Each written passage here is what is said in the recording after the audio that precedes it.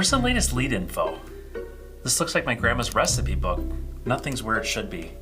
Well, it's in our automation tool, but if it's not syncing right, I can help you figure out what's going on. I appreciate it. At this rate, I might just call Grandma. At least her recipes work.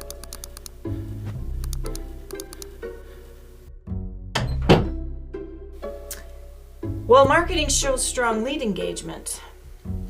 But sales, where's the pipeline? We've passed over hundreds of leads. But half of them are like offering steak to a vegetarian. Not even close to a good fit. So the leads are there, but the right information isn't getting through.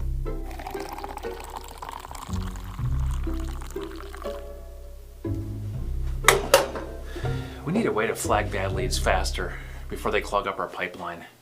And we need your feedback sooner, like a return to sender for bad leads. Deal. But only if we can update that recipe book CRM first. Fair enough. Let's talk tools.